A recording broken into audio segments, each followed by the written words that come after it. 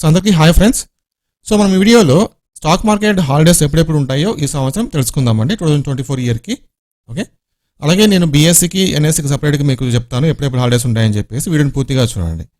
ఇంకా ఫ్యూచర్లో మీకు స్టాక్ మార్కెట్ గురించి అలాగే స్టాక్ మార్కెట్ టిప్స్ గురించి మీకు ఎటువంటి అప్డేట్స్ కావాలన్నా సరే మన ఛానల్లో దొరుకుతుంది. సో ఇమీడియట్గా మా ఛానల్ని సబ్స్క్రైబ్ చేసుకొని ఫాలో అవుతూ ఉండండి.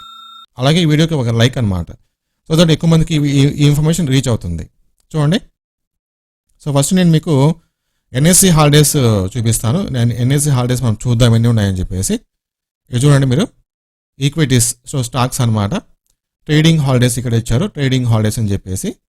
సో ఆల్రెడీ ఇప్పుడు ఏప్రిల్ కంప్లీట్ అయిపోయింది కాబట్టి ఏప్రిల్ కంప్లీట్ అయిపోయింది, మే అనమాట. సో మే 1 మనకు హాలిడే అయితే ఉంటుంది, వెనస్డే రోజు మహారాష్ట్ర డే అని చెప్పేసి. తర్వాత మే 20 హాలిడే అనమాట, జనరల్ పార్లమెంటరీ ఎలక్షన్స్ ఇది. 17th జూన్ మనకు హాలిడే ఉంటుంది, బక్రీద్ అని. 17th జూలై కూడా హాలిడే, మొహరం సేమ్ అనుకో. 15th August Independence Day. 2nd October Mahatma Gandhi Jayanti. 1st November Diwali Lakshmi Pujan. 15th November Guru Nanak Jayanti. 25 December Christmas. So ఇవి మనకి జనరల్గా అఫీషియల్గా ఉన్న హాలిడేస్ అనమాట ఎన్ఎస్సీ ప్రకారంగా. ఇవి కాకుండా సాటర్డే సండే ఎలాగో హాలిడేస్ మనకైతే ఉంటుంది కదా, అవి సపరేట్ మనకు అది కౌంట్ చేసే పని లేదు. అవి ఎలాగో మనకి జనరల్గా హాలిడేస్.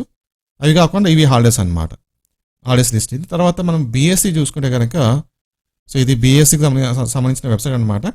సో బీఎస్సీకి అయితే కనుక మనం మే నుంచి చూద్దాం. సో మే 1 మహారాష్ట్ర డే, అలాగే May 20 general elections, June 17 Bakrid, July 17 Muharram, August 15 independence day, October 2 Mahatma Gandhi Jayanti, November 1 Diwali, ఆ తర్వాత November 15 Guru Nanak Jayanti, December 25 Christmas. Almost మనకు ఎన్ఎస్సి అలాగే బీఎస్సీ రెండు సేమ్ హాలిడేస్ అయితే డిక్లేర్ చేశాయి అనమాట, సేమ్ డేస్ హాలిడేస్ అయితే ఉన్నాయి. ఓకే, సో ఇది అప్డేట్. వీడియోని మీ ఫ్రెండ్స్కి షేర్ చేసేయండి. Thank you.